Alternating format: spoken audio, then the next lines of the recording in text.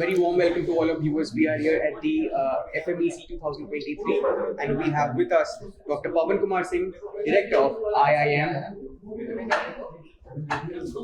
Sorry. Again. We have with us Dr. Pawan Kumar Singh, Director of IIM Tiruchirappalli. So it's a pleasure having you here. Nice to have you. Thank you. So how was the session, first of all? How's the event going on? What's your experience till now?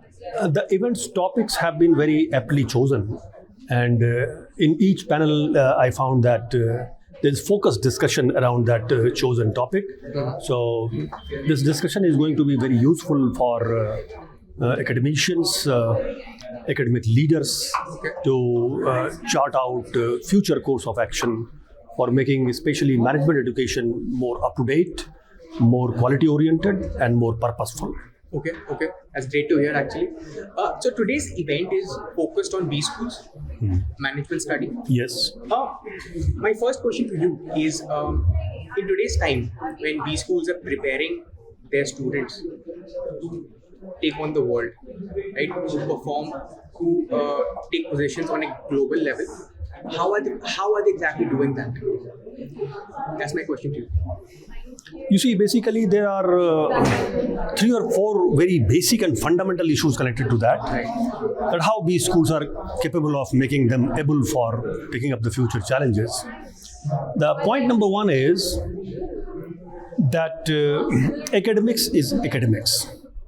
And various studies say that if you anyhow within inverted commas smartly as a student completed your course and did not focus more on basic concept clarity, by the time you are 35, 36, you start feeling depletion in your strength.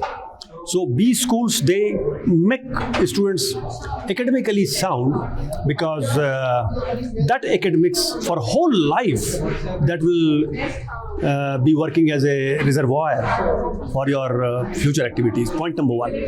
Point number 2, that there are certain human skills, technical skills, social skills, MBAs they need in order to do the jobs properly.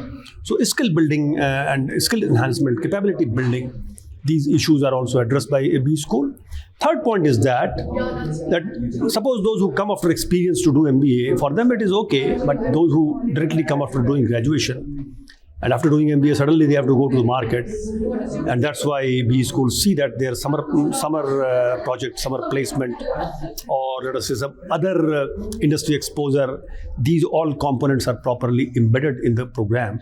Otherwise, industry may perceive fresh graduates, fresh MBAs as greenhorns, but if you give them good exposure of projects, summer project, industry exposure, it is better. Okay. Online courses are proliferating. They are exponentially growing. They were already there, but once COVID hit, they sort of grew exponentially, right? So in such an environment, what are B schools offering that are helping them retain their value? Because the times have changed. Focus nowadays is more on skills rather than degrees. So how are B schools retaining that value? See, you said about degrees and skills. Yes. I don't know, but the word degree you used may not actually encompass all the needed requirements for degree. Because degree also means education, degree also means wisdom. Degree means basically you are completely at master level. See the word master. Right. Master means you are master, you are maestro. So it is not that 4 or 5 skills needed for doing job I should know and I should be called master. No, master means you should be academically sound. So focus is towards both, because earlier, knowingly or unknowingly, we were giving degree, content, everything. But skill enhancement capability needed for doing the job was somewhere getting missed.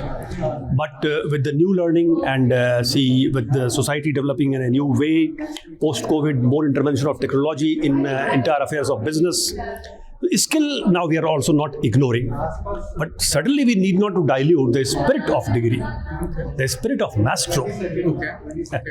But then again, what are B schools offering that are helping them retain that value in today's ecosystem, education ecosystem? Yes. How are B schools retaining that pipeline? I want to know that. You see, B schools, wherever I've worked or wherever I go, B schools are always keen to inculcate value-based skills. Skills devoid of values. Okay. Skills having, let us say, divorced with values, that skill has no longevity. Okay. Values devoid of a skill is, you can say, infertile from mercenary angle. Value devoid of a skill is infertile, but a skill devoid of values, it is dangerous and it is suicidal. It dies its own death prematurely.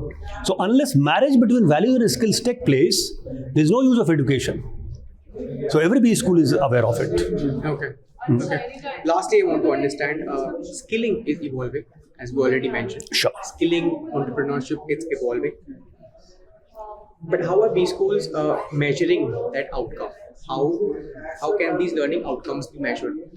What are the ways B schools are measuring their outcomes? I want to understand that. That's fine. On that issue, I frankly will say that B schools need to go a little more deeper. Okay. Because how the education is being imparted, whether particular course is meeting its objective or not, whether faculty is effective or not, all these feedback are taken every term. And in training program, we take of every session also the feedback.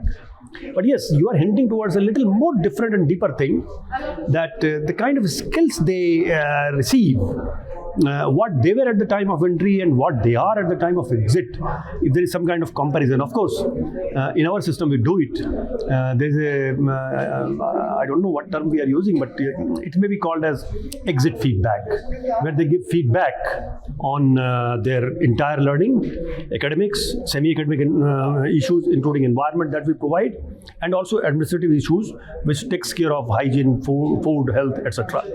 So that is helping us, and we do thorough debate amongst ourselves just after convocation. Okay. We do a thorough debate that how the recently passed out students have perceived our entire things in toto, including academic, semi-academic, and administrative aspects of the institution. Right, right.